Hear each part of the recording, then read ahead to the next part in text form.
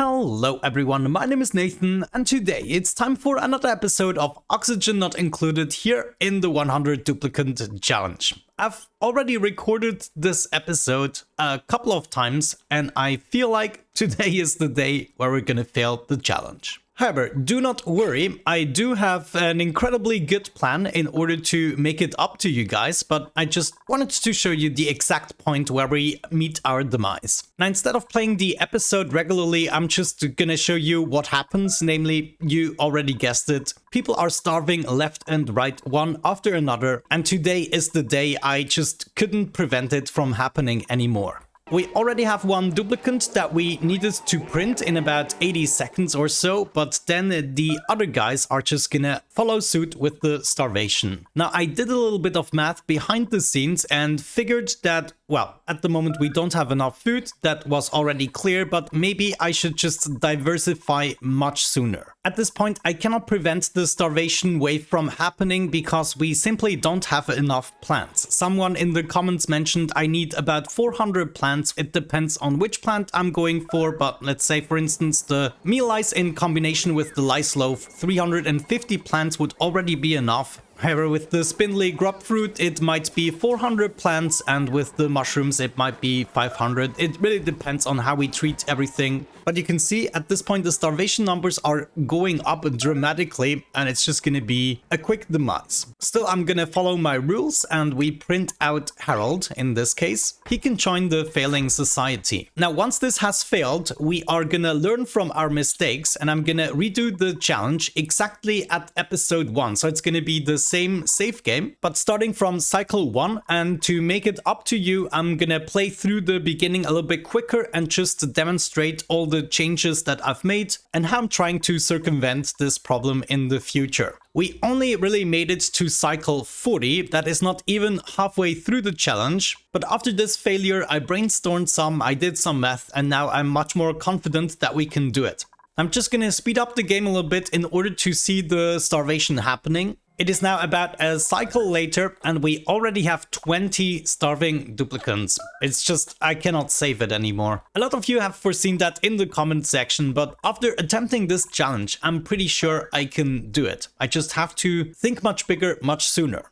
Yeah, there we go. Now the first duplicant has died from starvation in this wave, and it's just gonna get worse. 17 duplicants without food. I just cannot save them. Another thing we'll have to regulate better in the second attempt here is the temperature regulation. That is not really working as intended. And there we go. The second duplicant has died as well. We're down to 98. And it's just gonna get worse. 20 starving duplicants still. We also completely ran out of slime and will soon run out of algae, though I'm not really actively using it anymore. I'm more using the polluted dirt at the moment, but this is also a thing of the past. So by cycle 40, in the second attempt, I want to make sure that we actually have water access much sooner and are making use of it. We're now down to 96 duplicants, still 20 starving duplicants. It was just a thing that was catching up. Honestly, I'm a little bit surprised we made it this far with my infrastructure. And down to 95. You can see this just keeps going. So without wasting any more time, let's now start with the second attempt, and I'm gonna tell you exactly what I'm changing in order to make this strategy better. Here we are at the beginning. Once again, all the duplicants have been freshly spawned in. The beginning is going to be quite stressful in terms of oxygen production, and then the food production will have to get sorted out in the first few cycles. Now, before we get started, there's one thing I would like to do, and that is give each duplicant a number instead of a name. That was one of the improvements you guys suggested to keep the overview. And 100. Yes, I renamed all the duplicants. As you can see, they now all have a number, which also means I might have an easier time to actually put them into schedules. Doesn't look like the names changed here yet. Oh, this is actually a huge problem. Let me maybe save and reload. Wonderful, here we go. Now, the first thing I want to do is put all the people that actually have a benefit in the morning or the nighttime in the correct schedules where they can make use of it. And I think I'm also just gonna add a schedule that is gonna be all downtime. Yeah, let's just keep it all downtime. And I want to put all the duplicants in here. Good, looks like I got all 100 duplicants in one single schedule. Now let's choose a schedule with full morning capabilities. As a matter of fact, I might lump in all the duplicants that have nighttime and morning time benefits. So let's just go ahead and do that. I should be able to see that here. Like number 28 seems to fit in that category, and I'm just gonna choose everyone that fits, such as number 98. Actually, we only have 3 duplicants with these traits. That is intriguing. Either way, now it's time to go through each duplicant skills and choose the ones that will be responsible for a specific task, such as cooking and everything. Let me just go ahead and do that. This is gonna take a while, but it is gonna be a necessary preparation. Oh yes, and don't mind the cute baby in the background making some noises. Let's first go ahead and set up the priorities a little bit better this time. We're gonna enable proximity still, but I'm gonna disallow certain operations and tasks for all duplicants except for some specialized ones, such as doctoring. This is a very specific skill. We also want specific pilots, we want specific cooks, we want specific decorators and researchers, we want specific farmers, specific ranchers, and then the rest of the priorities I will sort out later. Let's now first find all of the good cooks. Out of 100 duplicants, we actually have no duplicants with already a grilling skill present. Yeah, I will have to go through the list individually. For instance, we have number 11, really good at construction. So this guy here is going to be a digger and builder. So what I then want to do is rename them to 11 builder, and this way I know their specialty. Number 16 right here is really good at machinery and operating. However, they are really slow, and this is perfect. If they just stay on the hamster wheel until their athletics is leveled up, there's not going to be an issue. That means I want to rename number 16 to operator.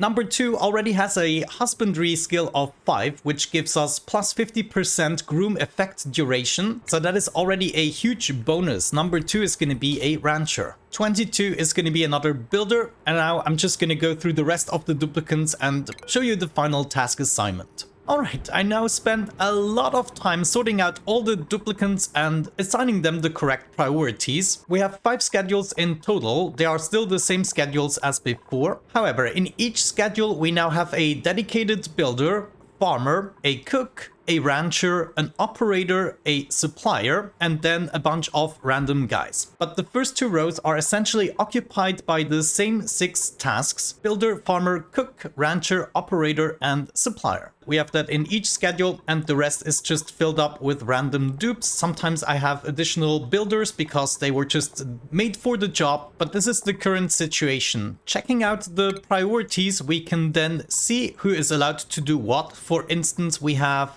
just 1 or 2 doctors right now. I currently have no one taking care of rocketry. However, cooking, we have 5 cooks, 1 in each schedule, and more cooks are gonna follow suit as I feel the need to occupy more stations.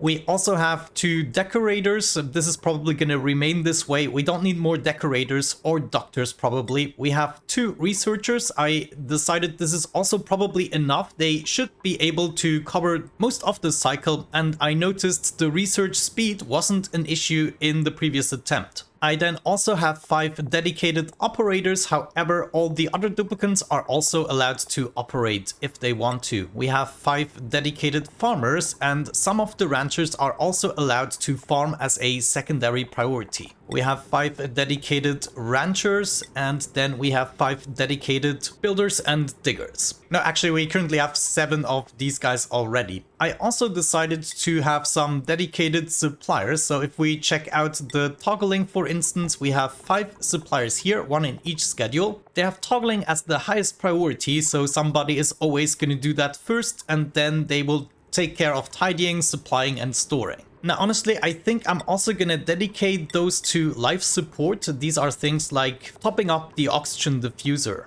And now in this state, we're much better prepared to actually start the challenge. In the beginning, I want to reduce the downtime a little bit. We're just going to leave 2 bedtime and 3 downtime slots, but we're going to change that later again. My first goal is to get a proper outline. For now, I just want to collect some copper ore so I can start planning out everything that I can already build. So let's unpause the game a little bit and just wait until we collect our first piece of copper. There it is, I got some copper. This time around, I'm actually not gonna focus on the layout specifics that much. I'd rather save a little bit on time and just make the floors as high as they ever need to be. say we have a little hamster wheel set up here at the bottom, all I really need is a 2-tile high room. I could then set up the hamster wheels here, a couple of batteries there, some wire here, and then the oxygen diffuser could go right there. This is going to make the interior of the base much more compact, and I will be able to build things much quicker. Also, we now have the advantage of already knowing a couple of things about the environment. I would then start with my outhouse room on this side, a wash basin for the room bonus, and this room only needs to be 3 high.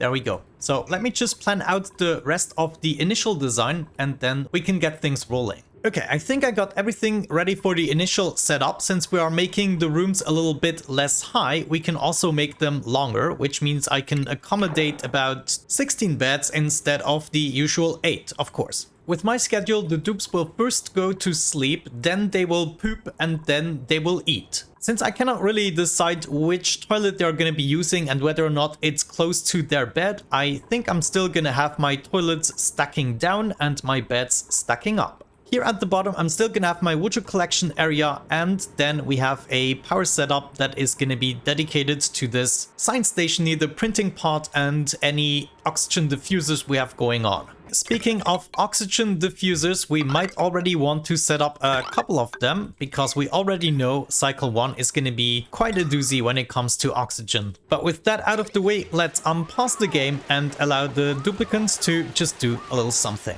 Yeah, already running low on oxygen, this gives me the creeps. The beginning of this challenge is just mind-bogglingly stressful. We have 52 and 69 sleeping here on the job. We have a hamster wheel in place. Let me see, is somebody dedicated to this now? Yeah, look at that. Yeah, just like I wanted, the suppliers are gonna prioritize that task. With the research station in place, let's go ahead and choose one research, which is going to be the farm tile. We want to get started with farming ASAP. I'm going to expand my battery setup here and add an additional 2 hamster wheels to the circuit, and that should then be plenty of power to supply the oxygen diffusers. The wash basin is built. I'm just going to disable the building. It's a waste of water and we cannot make good use of it. A whole bunch of duplicants, of course, had to get themselves trapped. Jeez. Anyway, let's keep going here a little bit. I'm just gonna add an additional bedroom as far as I can. I don't yet want to open up everything to the chlorine. I want to prevent my duplicants from suffering as much as possible this time around, so they don't drop their food and everything. But guys, if you act like this, I really cannot help you. While I still have this much duplicant labor, I'm actually gonna add yet another bedroom. Whoops. Let me see, we can have 16, then 32. That would mean 64 beds if we have 4 rows. So let's make our way up here. I want to dig up these plants either way. My science setup is going to be located in this room, which I think requires a 4 high setup.